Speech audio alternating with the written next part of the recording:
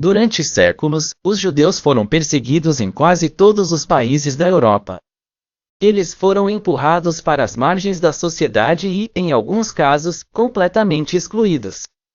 A perseguição aos judeus culminou na Segunda Guerra Mundial, um dos capítulos mais sombrios da história. Para garantir que a história jamais se repetisse, foi posto em prática um plano que já vinha sendo discutido desde o século XIX. Os judeus deveriam receber seu próprio estado no qual poderiam viver pacificamente. Assim, em 1948, sob a proteção dos Estados Unidos, o Estado de Israel foi finalmente fundado no Oriente Médio.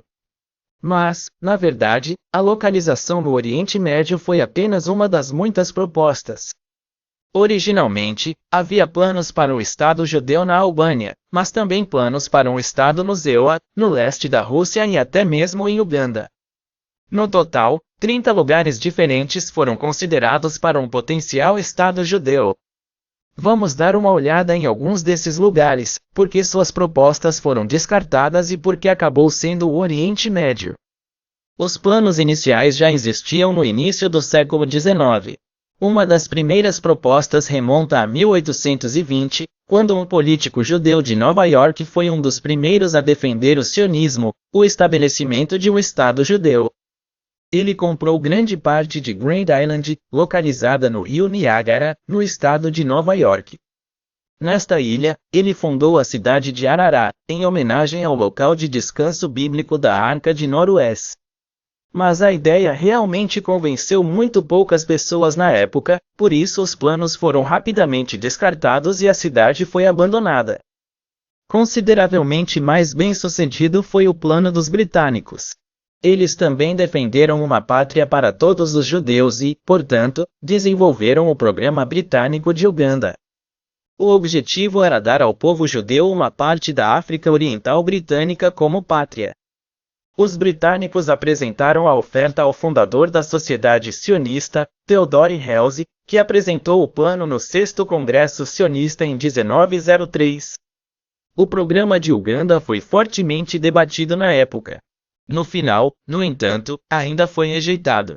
A razão para isso era que grande parte do território proposto já era povoado pelo povo Maasai e o terreno também era considerado bastante perigoso devido à flora e fauna. Além disso, já havia os primeiros apelos para o estabelecimento de um Estado na Palestina na época e os apoiadores temiam que essa ideia se tornasse impossível se o programa de Uganda fosse aceito. Em 1928, a União Soviética envolveu-se na discussão sobre uma nação judaica. A URSS ofereceu aos sionistas uma área de assentamento no extremo leste do país, perto da fronteira com a China.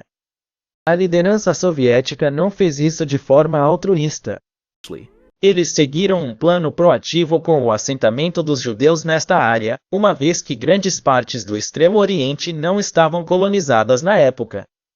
Por várias décadas, foram feitas tentativas em vão de trazer colonos para esta região, e agora os judeus seriam transferidos para esta região por meio de propaganda. No entanto, a comunidade judaica na União Soviética naquela época estava enraizada principalmente no Ocidente, na atual Ucrânia e na Bielorrússia. Muitos judeus então acusaram Stalin de antissemitismo, dizendo que ele queria remover os judeus o mais longe possível do centro de poder da União Soviética.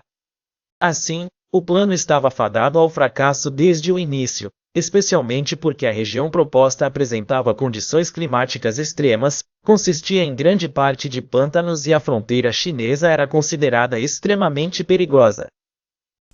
Mas ainda havia outro plano relativamente realista para o Estado judeu na Europa. Em 1935, o sionista e jornalista britânico Leo Elton viajou para a Albânia, que era considerada muito pró-judaica e um dos poucos países que não tinham histórico de perseguição aos judeus. Ele conversou com o governo albanês, que acolheu a imigração judaica e afirmou que a intolerância religiosa era bastante desconhecida na Albânia. Leo Elton escreveu em seu relatório de viagem: não há razão alguma para supor que os colonos judeus não viveriam em completa harmonia com os vários membros da população. O país também tinha a vantagem de estar completamente isolado da Europa industrializada, mas oferecia solo extremamente fértil para a agricultura.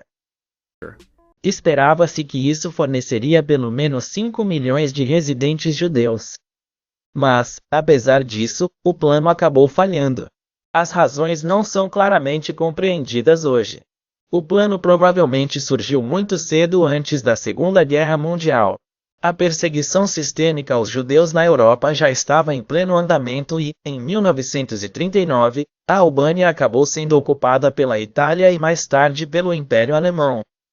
Após a guerra, o estabelecimento de um Estado judeu na Palestina foi então promovido pelo EUA, pelo que todos os outros planos foram descartados. Desta forma, os judeus tinham um poder protetor e, além disso, a Palestina era considerada a pátria original pelos judeus. Apesar disso, a estima dos albaneses pelos judeus ainda era evidente durante a Guerra Mundial. Desafiando a ocupação pelas potências do eixo, todos os judeus do país foram escondidos e protegidos para que eventualmente todos sobrevivessem.